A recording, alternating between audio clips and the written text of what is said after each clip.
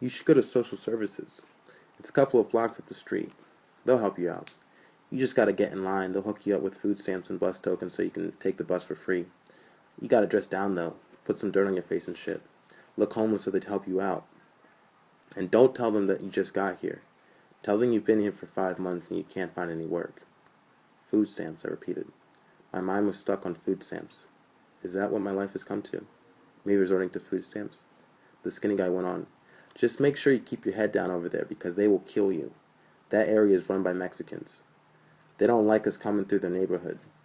So just don't look at any of them. Just mind your own business and you should be alright. Avon snorted. Shit. If they feel like killing a nigga, they'll kill a nigga. It don't matter if he's minding his own business or not. I breathed. In and out. My heart was pounding in my chest, but breathing was still doable. I looked at the two men I was in the weed circle with. They looked so comfortable, so at home. You alright? The skinny guy asked. Yeah, I think I'm just really high. This weed is really strong. Shit. Welcome to Cali, nigga, Avon said, smiling. You about to be higher than you ever been in your life. He passed me a joint. My friends came here one time, a couple of years ago, and when they came back, they wouldn't stop talking about how strong the weed was. Now I get it. I'm really fucking high right now, I said. Avon clapped his hands. Yo, you from the suburbs? South Jersey. You a small town nigga? Yeah, I come from a small town, I said. Yo, I can tell. The way you talk, all proper and shit, Avon said, laughing. You think I talk white, don't you? Go on, you can say it, I said, smiling. Yo, white people don't even talk like you do. You probably say sir or ma'am and shit. Nigga, crazy. That's good though, man. You should be able to get a job like that. Use that, the skinny guy said. A thought popped into my head. I leaned forward. Hey, do you guys know how to get into acting here? Do either of you know anything about that? The skinny guy rolled his eyes. Yo, everyone's trying to do that here. You walk 10 feet out the door and you'll find an actor. It's not hard to get into it, but I don't expect to make it big or some shit. You could probably get some extra work. I did some of that. The pay is good. How do I do that? Newspapers and shit, Craigslist, stuff like that. You should worry about getting money first. You should go to social services on Monday, get your shit together. But I don't know how to get there, I said. I'll take you there. Really? You do that for me? I asked. Yeah, why not? It's not going to take long. Plus, you need the help. I started to grin. Is this really happening right now? Am I making my first friends in California? Are we going to become pals, the three of us? I felt giddy. My first contacts in California were pot dealers. I was off to a great start. I knuckle-bumped the two of them. Avon made a joke about me being a goofy nigga. I sat back in my chair and gave a sigh of exhaustion. The conversation ended abruptly. The two went to the back of the room and started watching television with the third black guy that smiled at me. I stared at the floor feeling extremely high. My mind went through all the information I had acquired in the past several hours. My valuables. I had to lock up my valuables. I had 2 watches in my red duffel bag and a bracelet. I could go to sleep tonight and wake up with them gone, and my laptop. I needed that to write. I went over the entire conversation in my head and started to panic even further. They know me now, I realized. They knew who I was, where I was from. They knew I didn't know anything. They could take advantage of that. They would steal from me and abuse me. I had gotten too comfortable. I smoked weed with them. I showed them my smile. Innocent and youthful. Honest. They would take advantage of it. I was fucked. My phone vibrated. It was Joe. How are your roommates? You start networking yet? I texted back fast, getting it all out. I was wrong, Joe. The Craigslist post was a lie. These people are not film students, they're thieves, Joe, and drug dealers. And they know me now. They know that I'm weak. They heard me speak. They heard my high-pitched voice. They're going to steal from me as soon as I close my eyes. I'm scared, Joe. What the fuck have I gotten myself into? I took a second and reread the text. Fuck, I thought. I didn't want to freak Joe out. I sent him another text. I'm high, Joe. I'm really high, I'm sorry. It's the Cali Kush. You know? I'm just really high. I'm freaking out. Don't mind me. Joe texted me back. So is it really as bad as you say it is, or are you just overreacting? I started to text him back, but then I looked up and saw a middle-aged white man covered in dirt and smelling of feces walking through the back door. He looked like a homeless person. Scraggly beard, ill-fitting clothes, book bag overflowing with stuff, and dirty. And he was greeted by everyone. "What's up, Brian?" Avon called out to him. "What's up, Avon?" Brian said in a low voice. "What are you guys watching?" He shuffled over and sat down on the bunk bed next to Avon. "Legends of the Fall. Brad Pitt doing his thing, you know." I texted Joe back. "I'm not overreacting. This is a bad place. A homeless just walked in and started talking to everyone. He could be high on something right now. I'm high on something right now. I'm not supposed to be here, Joe. I was scared stiff. My back was straight. I couldn't move. It's too late, Joe. It's over now. They know who I am and they're going to fuck with me, unless I do something intimidating. But it has to be soon. The more time that passes, the weaker I will look to them. I'm scared and they know it. They can smell it. I have to do something. I have to fight them. I sent the text. Joe texted back. Dude, get out of there. Now. You don't have to be there. It's not necessary. You aren't some ghetto kid who's stuck in the hood and has to act hard so they don't get picked on by the other kids in the neighborhood. You can just leave and be in a better environment. Crash at a hotel for the night and start fresh in the morning. You might just have to get a job sooner than you anticipated, but you can write and work at the same time. Get out of there, though. I nodded my head as if Joe could see me. Right, I texted him back. Do you need me to look up hotels for you? Joe asked. I shook my head. I can't leave. I already paid the guy. He has my money. I have to be here for at least a month. I can survive a month, right? Joe's responses were quick. Get the money back. Don't be an idiot. You don't need this type of negativity right off the bat. Go stay with Kyle if you have to. Just get out of that environment, okay? I'm looking up hotels right now. Tears welled up in my eyes. I thought of Sanem. Not yet. Don't start crying yet. Get out of here. You know you're welcome to join us. It was the one who had smiled at me. He spoke with a lisp. He was obviously gay. I turned slowly in my chair to face the others. It's cool. I'm just really, really high. The gay laughed and said, Suit yourself. I sat straight again. Now what? Nothing came to me. Now what? Now what? Now what? I wasn't going to stay here. That was decided. I texted Tim. Something came up. I'm not staying here anymore. Can I get my money back? I didn't say please. I cut out all the niceties. This place was changing me. I didn't wait for a response. I stood up off the chair. I kept my back to everyone. Without a word, I slipped on my shoes and grabbed my luggage. I wheeled it out the door. No one called after me. Are you sure that's what you want? I can give you the money back, but if you change your mind again, there won't be a bed available for you. Tim had texted me back by the time I got down the flight of stairs. Now I was right where I started, on the corner of nowhere in the middle of Los Angeles, with a ton of luggage that screamed, new kid on the block. Only now it was dark. I'm sure. I'll come get the money tomorrow. I texted back. I wanted to run. I was afraid of the skinny guy and Avon coming after me. I was prepared to fight them if necessary. But what if they have knives or guns? I had to get away from the house. The gate to the house opened and a head poked out. I didn't jump. I couldn't afford to show fear. I looked over at the stranger in the dark. It was the gay guy. He had a look of concern on his face. You okay, honey? He asked me. I'm fine, thanks, I said in the deepest and calmest voice I could muster. Shaun the actor. Okay. The gay disappeared behind the gate. Move. I went up several blocks before calling a cab. I wanted to run. I couldn't believe I had smoked weed with them. I knew what weed did to me. I had to cross the street. Cars were coming so fast and all I wanted to do was get away from the brown house. I almost stepped into oncoming traffic. All I could see were fast-moving headlights. My vision was blurry. I was already writing my obituary. A young man, an aspiring writer and actor with big ambitions, died on his first night in Los Angeles, stabbed to death over a gold bracelet he was wearing, or stumbling into the middle of the street and getting run over. It doesn't matter how he died, he just did, because he was a fucking idiot who didn't want to go to school. Uber told me the car was 5 minutes away. The sun was completely gone. It was cold. People walked by me staring at me and my luggage. Everyone was a threat. The little Mexican woman pushing a stroller. Her husband could be waiting in the dark alley behind me with a crowbar. My eyes darted everywhere, assessing danger at every angle. My hands were clenched into fists, ready for someone to make a move. A skinny black man started walking up to me. He was eyeing my bags. He looked at me. I was wearing an Express men's sweater cardigan. Nice shoes, nice jeans, glasses. I might as well have worn a shirt that said, "Rob me, please." The phone rang while the black man walked past. Keep walking, bitch. I'll fucking kill you. I answered my phone and kept my eye on the man while he kept walking away from me. Hello, I said. Hello, this is Atif. I'm looking for your location. Where exactly are you? I wanted to scream at him. I wanted to cry and tell him to please hurry up and come get me. I wanted to tell him that this was my first night in LA and I missed my mom and my friends and my warm bed. But I couldn't. People were watching. They were in the shadows waiting for me to show any signs of weakness. So I spoke to the driver with an angry-sounding voice. Anger works. Anger's intimidating. I'm on the corner of... I don't fucking know. Hold on a second. I walked over to the corner, occasionally checking over my shoulder to look at my bags. Virgil and 2nd Street. That's where I am. Are you almost here? I'll be right there. I'll be flashing my lights. I'm fucking high. I'm fucking high. I'm scared out of my fucking mind. Hurry the fuck up. I imagined myself saying it. But I didn't. I hung up the phone. The driver arrived minutes later. I didn't try to help him with my luggage. I didn't sit in the front seat. Where would you like to go? He asked me. I'd like to go to the nearest hotel you can find, I said. Any hotel in particular? He asked. Four Seasons, Holiday Inn, something with a pool? Doesn't matter. Whatever is closest, I said. He fiddled with his GPS. Then we were on the way. 2 minutes later, he pulled up to a skinny white building smashed in between two larger buildings. The white building had the word hotel outside of it with a neon sign. Will this work? The driver asked. Lafayette Hotel. I looked inside the building.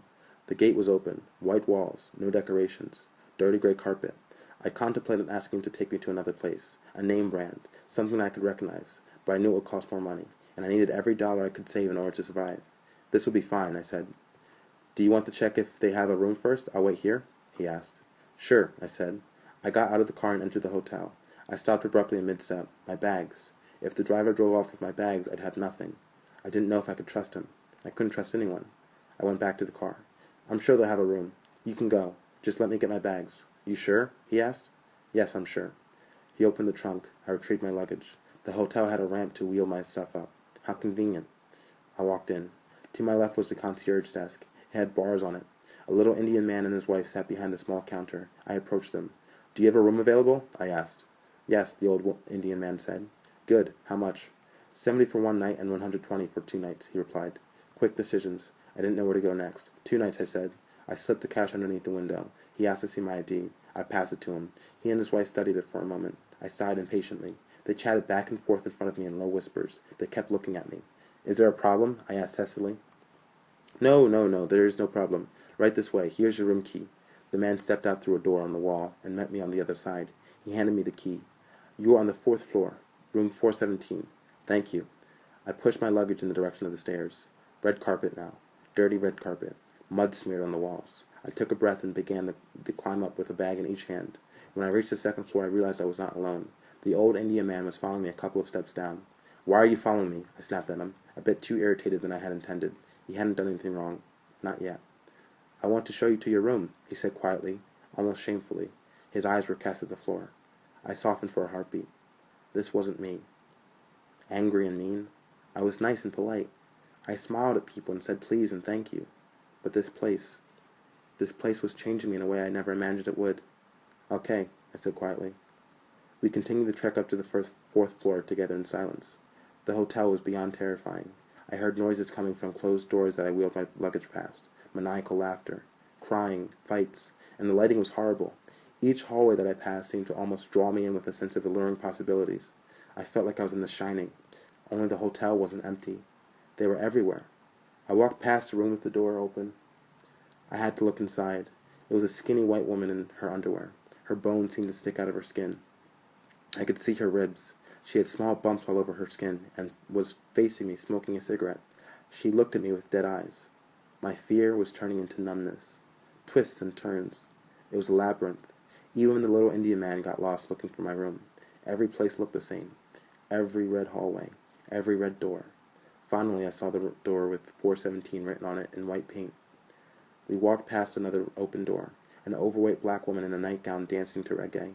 Shrubbery decorated her room. Pots of green hung from her ceiling and were scattered around the carpet. I was drawn to it. I wanted to step into her world. Each door held a different life, a different story, and now mine was added into the mix. The old man opened the door to my room. A bed at the corner, no pillow, no sheets, a rusted refrigerator, and a carpet that smelled like urine. 2 windows on opposite sides of the room were wide open, probably in an attempt to air the room out of the bad odor. Noises from the outside world filled the small space, and I couldn't escape the cold breeze. Do you need anything else? The old man asked from behind me. A pillow, I said quietly. The old man inclined his head and closed the door. I dropped my bags on the floor. I didn't look around. I didn't inspect the place for bugs. When I was tired enough, I would go to sleep. Simple as that. My phone vibrated in my pocket. Kyle was calling. I answered. Hey, buddy. His voice was soft and pleasant. It brought me back to nicer days. How's it going, man? How are you settling in? I was still high. I wasn't scared anymore. I'm fine. I'm at a hotel right now. The place that I initially had found on Craigslist didn't pan out too well, so now I have to scramble to find a new place to stay at for at least the next month. But other than that, I'm fine. Well, at least you found a place to stay. That's good. Well, I just wanted to say I'm fucking ecstatic about you coming out here. I'm sorry I've been kind of off the grid. The timing isn't too great with everything that's been going on my side. Kyle, apologies are not necessary. I know you're dealing with Maya leaving and all that stuff. That's gotta be tough. If I was smart, I would have planned things better. But what can you do? I said. Well, listen, I was actually going to invite you to a little going away thing that we're having for Maya. Where are you located? I was going to come pick you up. That is, if you're feeling up to it. I know you've probably had a long first day. I looked around my room. Anywhere was better than here. I'd love to go out. I have no idea where I am, though. Why don't you let me call you back once I get the address? All right, sounds good. Talk to you soon. I left my room with a longing glance at my bags, wondering if they would still be there when I got back. I locked the door. I got to the first floor and asked the Indian man for the address. He wrote it down on a piece of paper and handed it to me. I called Kyle back and recited the address. He laughed. That's literally like 6 blocks from here. I'm going to walk to you. I'll be there in a bit. In a bit. I was standing outside the hotel. Somehow I had managed to leave my glasses upstairs in the room. I had night blindness. Kyle saw me first. "Shaun Hunt!" he exclaimed. I turned to my right and saw his slender frame approaching me. "Hi, Kyle," I said with a big smile. I hurried over to meet him. We embraced. "Welcome to California, man. Congratulations. You are the first one of my friends to have made it out here. How do you feel?" Kyle asked. I chose my words carefully. Now was the time for networking. I had to start forging my reputation here. The fact that I was high didn't help. Definitely a rough first day. Definitely. Having said that, I'm very happy to be seeing you, man. I grinned. Same here, man. I'm fucking stoked that you're here. Well, come on. Let me introduce you to everybody back at the house. We walked and talked. I followed Kyle a couple of streets up and to the right. We arrived at his home within 5 minutes. He opened the door and held it for me. I stepped through. So this is how the other half lives, I said to myself. There was furniture, and rugs, and blankets, and bookshelves, and a large flat-screen TV, and a library of DVDs and Blu-rays. Clean. The small apartment was clean. There was a couch in the middle off to the side of the room. I imagined myself sleeping there for the next 3 weeks. If only I could swallow my pride and ask him. Maya came from the bedroom. She was fixing her earrings. When she saw me, she smiled. "Hi, Shaun, how are you?" she asked. We hugged. I didn't know her that well. Not well enough to warrant a hug. I figured I'd be hugging a lot of people I didn't know in the coming days and weeks. I was very high. "This is a beautiful place you have here, Maya. Seriously, it's very homey," I said. "Thank you. We try," she said, her smile never faltering for a second. "Let me take you on a tour of the place," Kyle said. "It's very small, so it's only going to last about 10 seconds. You got the kitchen, the living area, that's our room, and then we go upstairs." Kyle led me upstairs. "And here's Henry in his room." Henry was another white guy with glasses, clean-shaven, neatly trimmed, button-up shirt and a sweater. I had walked 5 minutes and stepped into another world. "How can I stay here?" I shook Henry's hand. "Nice to meet you, sir," I said. My voice was beginning to rise in tone. I was feeling comfortable again, safe.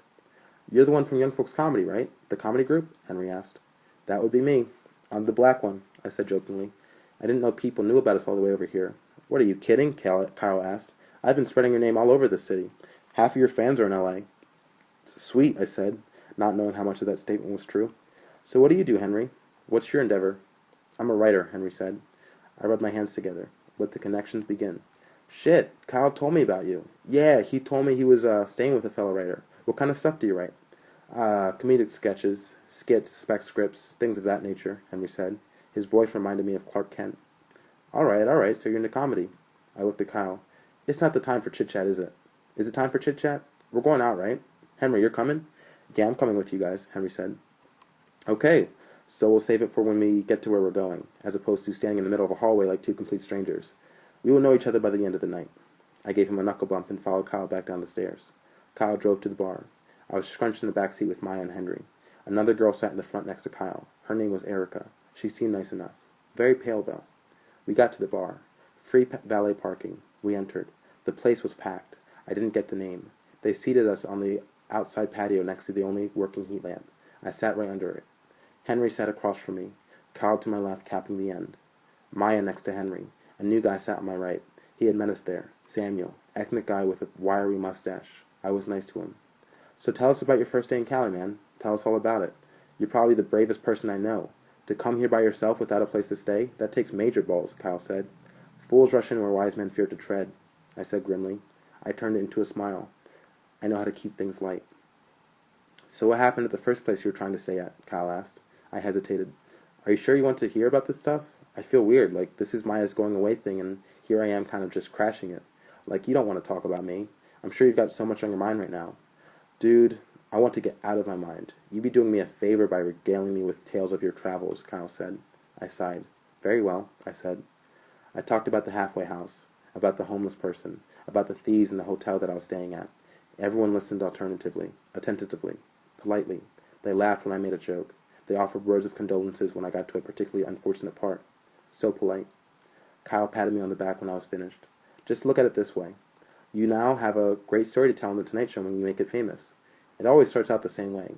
A horrible beginning and a fantastic ending. I know you're probably thinking right now, why in the hell did I just travel across the country again? What was the reason for that? Why did I leave my friends and family? But I'm telling you, once you start the ball rolling, you'll remember why you came here. It happened to all of us too. I just feel so unprepared. I don't know what the fuck I was thinking about in the month leading up to me coming here. I did no research. I didn't look for a job. I didn't look at maps or read up on the public transportation. I just thought about coming here and writing my book, like a fucking idiot, I said. Well, you're here now, so there's nothing you can do about the past. But you're here now. And as long as you keep reminding yourself as to why you came here in the first place, you'll be fine. This is the place you want to be to accomplish what you want. Trust me, you came to the right place. What kind of book are you writing? The ethnic guy asked. Samuel. I looked at him. I almost laughed in his face. He asked me about my book. The book that I had been planning to write from start to finish in my first month here. The book that I had completely forgotten about the minute I landed in LAX. The book that would never be written. I write about personal interaction, I started. The magic between the space of two people. How me and you can be having a conversation right now and be thinking two completely different things. How everything relates back to the person I'm writing about and the perspective on reality, and how everyone's perspective is different from everyone else's. In that sense, I'm really trying to paint the world 1,000 different times over, using the eyes of different individuals as my brushes and paint. Some brittle, some soft, some red and some blue. But at the end of the day, it's all about the same exact thing. I write about individuals. I didn't know who Samuel was. I didn't know his profession, but I figured if he had any ties to the literary world, I might as well give it a shot in impressing him. Maybe he knew a literary agent. That's how it worked here, right? Samuel nodded his head and said, That sounds extremely interesting. I smiled and said, We'll see. So much for it. The night wore on. I was sociable. I talked to everyone. I let them lead the conversation like I had trained myself to do. This is where I was supposed to be. I wanted them to take me home with them. I talked to Henry about the Upright Citizens Brigade. We talked about Derek Comedy and Don Glover, my nemesis. He told me to confront him about it, Don Glover. Henry knew him. Said he went to the UCB club every once in a while. I could meet him. I could tell him how much I want what he has. I could befriend him. I could get him to start working out with me. He was skinny. I could show him how to look like me. We could end up in comedy sketches together. I could be his protege. He introduced me to his agent. I was so close. The Hollywood signs stared at me from everywhere I went in the city, miles and miles away, but I could still see it. I got to my hotel at 2 o'clock. I walked up the 4th flight of stairs, past the shirtless black man with the crazy eyes looking like he had just raped something, past the 2 overweight black women arguing over a stolen phone, past it all. I flipped the light switch on in my room. I had to pee. Kyle had brought me a beer. I went into the bathroom. There was shit in the toilet. I peed on top of it and didn't bother to flush. I looked at the bed. I was sure it had bed bugs. I couldn't do it. I just couldn't. I lay down on my luggage. It was still cold. I wrapped my sweater cardigan tightly around me and closed my eyes. My phone vibrated once more before I went to sleep. It was a text from Kyle. Good night, Shaun. It will get better, I promise. It read.